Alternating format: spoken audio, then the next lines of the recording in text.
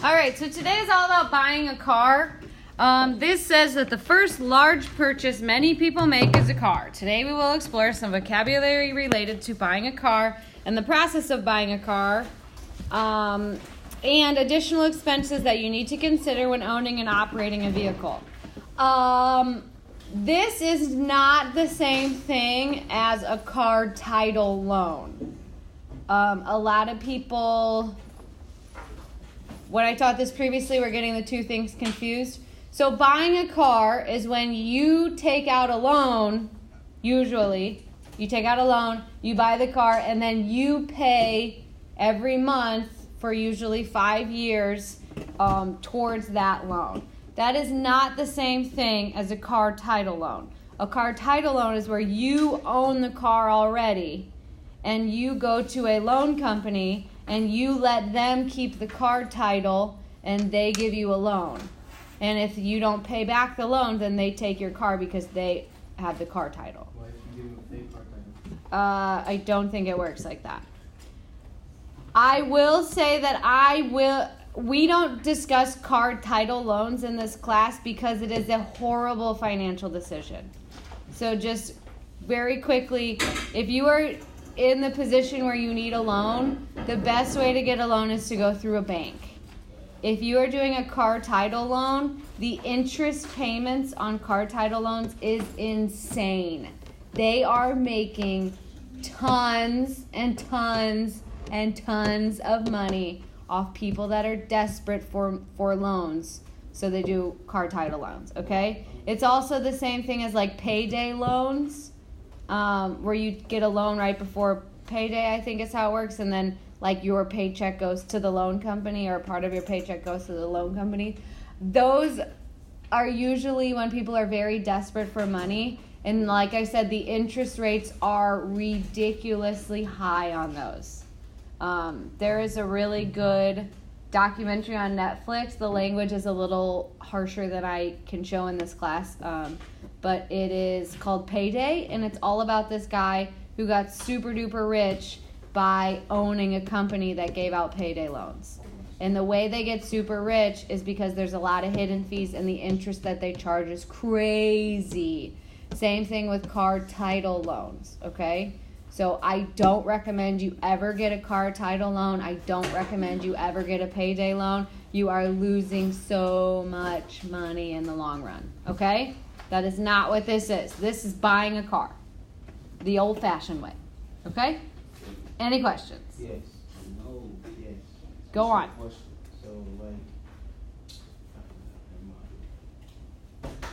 So the first vocabulary word is a car loan. It's a sum of money borrowed for the purpose of purchasing a car.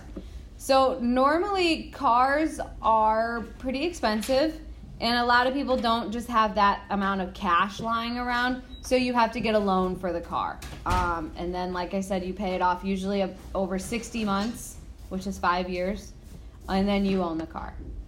A car title loan, like I said, that's really not what we're talking about, but I still put it in your vocabulary list. It's a short-term loan, usually 30 days or less, in which the borrower's car title is used as collateral. And when you pay the loan back, there's always huge fees and lots of interest charged. So not a recommendation of this class, not the same as a car loan, okay? Brand new car is a car that has not been owned by a previous owner. So when you buy a car, you can say that you want a new car or you want a used car. A new car, you're the first owner. A new car usually has like 5 miles or 10 miles on it. It's kind of cool to see that when the odometer is so low.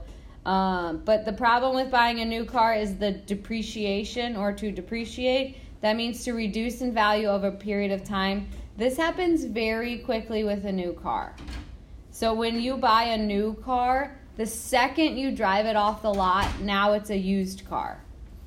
And you cannot sell it for as much as you paid for it, because used cars sell for a lot less than new cars. So you have to be careful when you buy a new car that you're going to own it for, at least 5 years, so that, you don't owe more than the car is worth. That's a problem.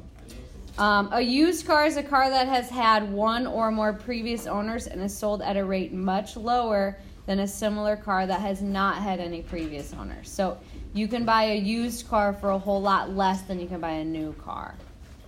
A trade-in is an item accepted by a retailer as partial payment for another item. So it's very common, you really only need one car. So if you have an old car that you want to get rid of, you trade that in for a new car, or you trade it in for a used car, and they take the value of your car and they subtract it from the cost of the new car, and then that's what your loan is for. There are a bunch of websites like KBB is probably the most popular one. It stands for Kelley Blue Book. It's a popular website that tells you how much a vehicle is worth based on several factors like the make, the model, the year, the condition, and the mileage. So if you have a car that you want to trade in, it's a really good idea to look at the Kelley Blue Book before you go to the car dealership so that you sort of know the amount of money that you should be getting for the car. The weirdest thing about car sales is that it's negotiable, which I felt like when I bought my first car I didn't quite understand. You can kind of like wheel and deal your way to get a cheaper price. So it says to deal or bargain with one another as in preparation of a treaty or a contract or a preliminary for a business deal. So like if a car is in the car dealership and it says like this car is $10,000, you might be able to go in there and be like, well, I really only wanted to pay $9,000. And then sometimes they will bring their price down, or sometimes you can meet in the middle. That is a lot more common with used cars. New cars, it's kind of, they don't really do that as much. They do, but it's not, you won't get as good of a deal. But with a used car, it's all negotiable. They'll negotiate the price of your trade-in and the price of the car that you're buying. And then cosign. A lot of people have someone cosign on their first car. My dad cosigned my first car with me. It just says that if I stop paying, he's going to pay. And the reason you get a cosigner is that your insurance, or your interest rate, will be a lot lower because they know that if you stop paying, that someone else will pay for you. So it just sort of helps you get a better deal on your interest payments because it just makes you a more credible buyer. All right, so the definition of cosign is an additional name, usually a parent or guardian, that is put on the loan paperwork to help the borrower get approved for a loan at a lower interest rate. So it says parent or guardian. It doesn't have to be. When Jim and I were engaged, I had better credit than he did. We're still not sure how that happened. But I co-signed his car loan so he'd get a better interest payment. We weren't married at the time. I was not in any sort of legally binding relationship with him, but I could still co-sign for a car. So, kind of interesting. Any questions on the vocab for the cars? All right. When you're buying a car, cars are so tricky because you have to have a car to function in society most of the time, unless you live in a city. Yeah, if you live in a place that has public transportation, you can get by. Like in Belleville, you can probably get by. In St. Louis, you could definitely get by. In New York City, you probably wouldn't even want a car. But I live in Columbia. I could not survive without a car in Columbia. There was nothing around my house that I could walk to. There was the nearest bus stop is 5 miles away. So in certain situations, you need a car. Depending on your living situation, I absolutely need a car. The problem is that even if you can afford the car payment, sometimes you can't afford everything else. You have to pay insurance. You have to pay registration fees with the state. You have to pay to have your car maintained, get the oil changed, get the tires rotated. If you have a flat tire, you have to fix it.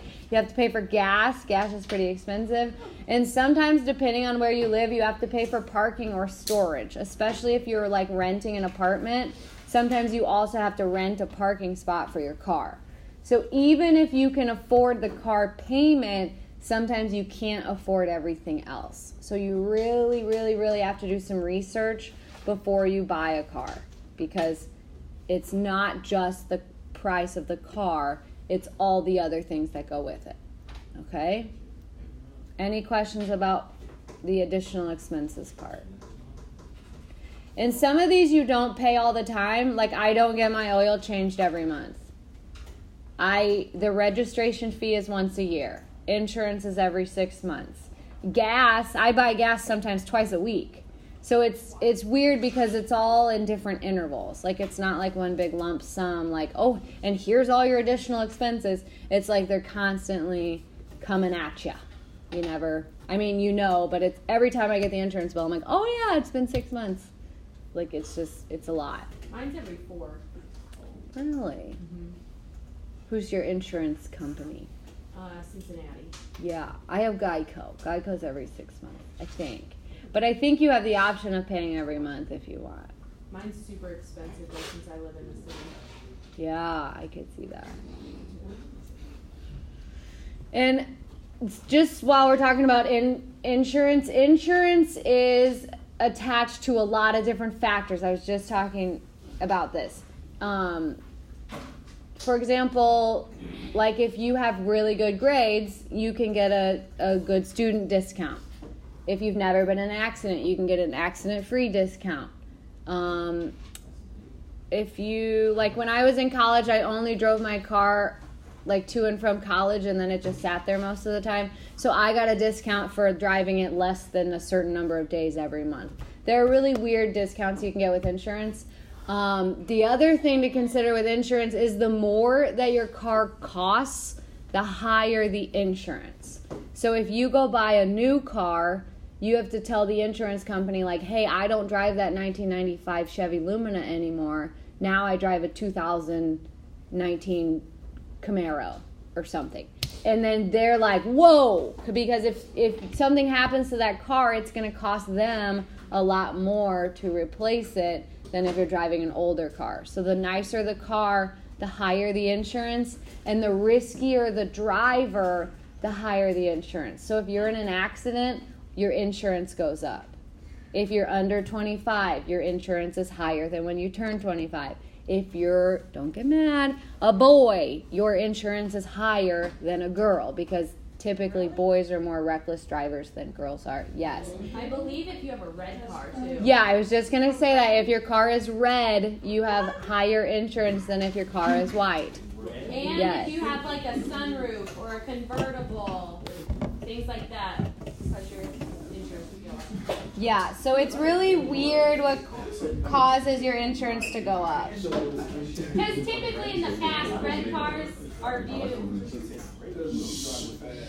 Yeah, so like teenage boys in a red car. Like, just imagine a teenage boy in a red car. What comes to your mind?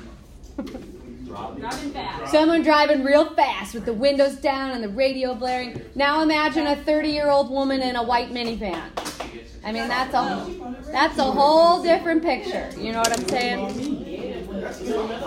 I'm not saying it's right. I'm just saying that's how it is. Maybe get a minivan. Maybe get a minivan. Get a used black minivan. There you go. All right. Any questions?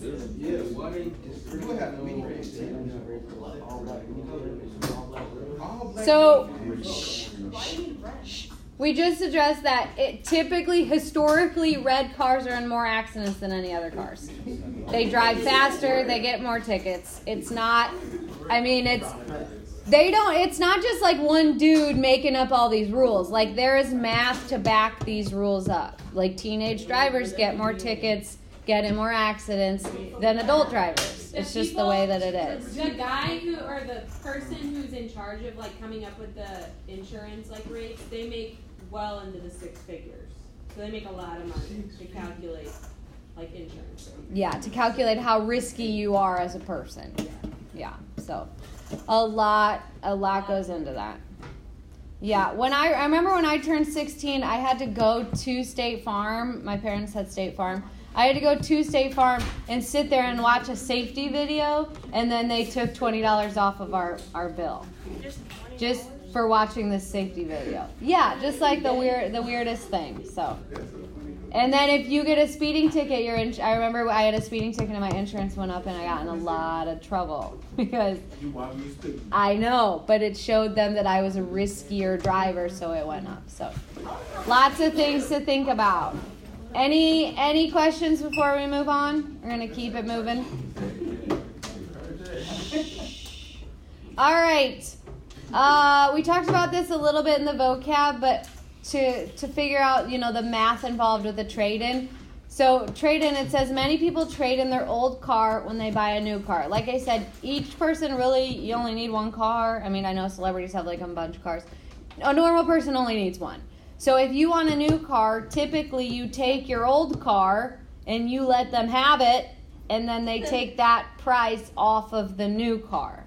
So to figure out the math involved in that, you start with the price of the new car, you subtract the price of the trade-in, and that's the amount that you need for the new car. Some people will, write a check for that amount. Most people will get a loan for that amount. So that difference is the amount of money you got to come up with, either through a loan or paying cash. All right, example 1 says Kyle is trading in his old car for $5,000 and purchasing a new car for $9,500. What is the amount he will need to pay or finance for this new car? So what's the price of the new car? Okay, and from that we're going to take away the value of his trade-in. So what's his trade-in value? $5,000. Good.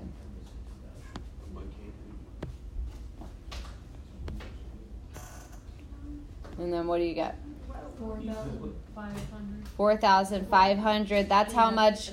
That's the difference of the two. So that's how much he would either need to pay or finance. And just so you know, when you're negotiating, both of those prices are usually negotiable. So sometimes they're like, ooh, well, I can't go any lower on the price of the new car, but what I can do is give you $5,000 more for your trade-in. So that's kind of how you can sometimes make the cost go down, is if you can make the value of your trade-in go up. All right, example 2 says, I do not have a car to trade in, but what I do have is a $1,500 down payment. How much will I need to pay or finance if I am interested in a $12,000 car? So a down payment is basically the same idea as a trade-in. It's taking money off the price right away, and then you finance the rest. So how would I do this one?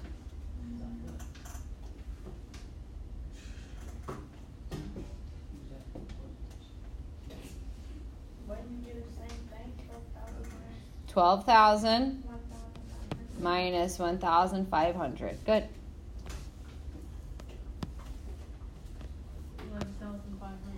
Oh no, $10,000. Mm-hmm. Good.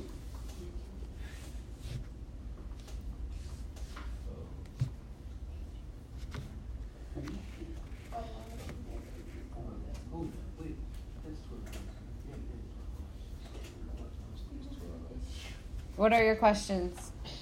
Expenses. So for monthly expenses, it says that owning a car has many additional expenses to keep in mind. It is important that you plan for these expenses in your monthly budget, even if these bills don't occur each month or if they occur multiple times a month. Like I said earlier, gas, sometimes I have to do gas twice a week.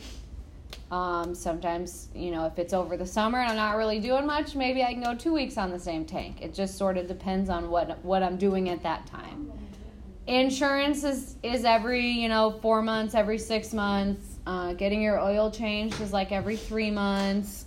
Getting your tires rotated, I feel like I do that only a couple, like a few years in between tire repair.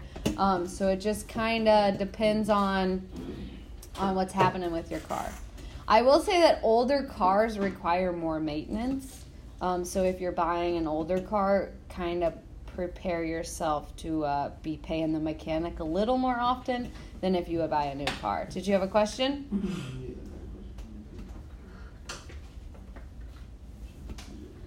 All right, example 3 says, I get a quote for car insurance that estimates I will pay $350 every 6 months. How much do I need to budget monthly to cover the cost of the insurance? So, careful. So if you, like every 6 months, you're going to owe $350 in this situation. You don't want to take that out of one single paycheck. That's going to be like, you're not going to be able to eat that month. You know what I mean? So what you want to do is you want to divide that up over 6 months so that when it's time, you have that money in your bank account. So the way we're going to do this is the total for the car insurance and then divided by how many months you're going to save. So what should I do? Divided by 6. Good. You get 58.3 and the 3 goes off. So 58. 0.33. 33. Good. You can make up that extra penny at the end, I think. All right. Questions on that idea? So that's something you will probably remember. This is all building up to a budgeting project. So you could either, put one big amount when one of the months that you're doing and then like, boom, that's going to cover your car insurance. But it's more realistic and it's a lot smarter to separate that out, sort of put it aside in your bank account. Don't touch it. And then when the bill comes, it doesn't like take all your money for that month. All right, example 4 says, I spend about $20 in gas each week. How much should I plan for gas in my monthly budget? Any ideas? Did it say his monthly budget? Do we need to know his monthly budget? What? We need to know his monthly budget. Well, I'm asking you, how much should I put in my budget for gas? How much will I spend in gas in 1 month if I'm spending $20 a week?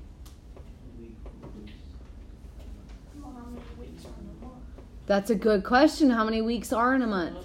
4. So 140. 140. So 20 times 4. 140 is Careful. what? It should be 80. Yep. Oh my god, what did I do wrong? I have no idea. I don't know where I got that from.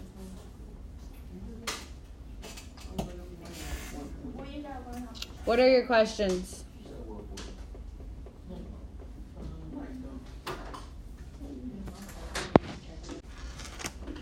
Now, under payment calculator, it says similar to calculating the monthly payment for a mortgage, it is easier to use an online calculator than attempting to do the work by hand. You will need to know the cost of the car, the length of the loan. Car loans are usually 5 years, which is 60 months. The interest amount charged by the lender and the down payment or the trade-in amount you plan on paying. Again, the website I usually use is wolframalpha.com, or just type it into Google. The first website that comes up, I'm sure will work just fine. So we're going to do this last example together on my computer. And then if there's one like that on the homework, we'll do that one together as well. Okay? So that's like an example. So using carpaymentcalculator.net, it says, what will the monthly payment be for a car loan of $10,000 with a $500 down payment for 60 months with an interest rate of 4%? So what goes right here? Vehicle price. Vehicle price. What's the vehicle price for example 5? $10,000. Down payment? 500. Rebate. Sometimes you'll see in commercials like with a $5,000 rebate. We're not going to do that on ours. Trade-in. Does it say anything about trading in a car? No. Owned on the trade-in. So sometimes if you're selling a car and it's worth less money than you still owe on the car, they'll tack on that extra to your new car loan. That is not a good idea. Sales tax, we're not going to worry about sales tax right now. Interest percent, 4%. And then we want to calculate it in terms of months, 60 months. Is that all the information I have? Yeah. Okay, calculate.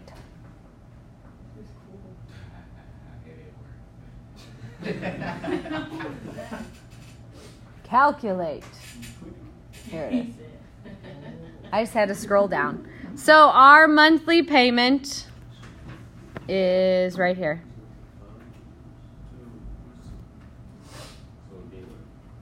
It did work. I just wasn't scrolled down enough.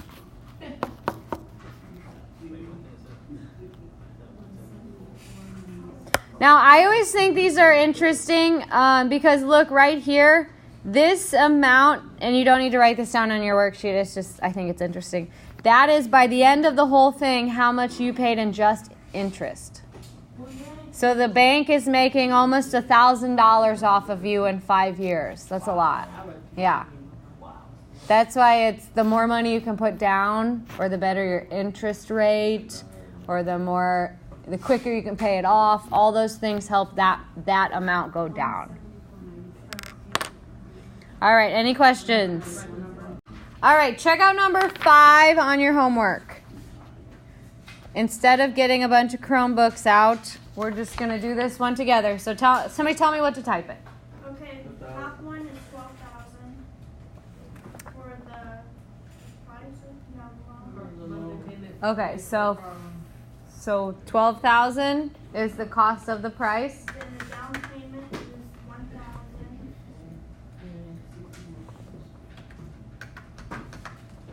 And then The interest rate is 4.2. yeah, then the month 60. 60 months. Okay. So calculate. Oh, it already did it for us. 203.58. So that's your monthly payment. If you are buying a car for $12,000, putting a $1,000 down payment on it for 60 months at 2.4%. Any questions?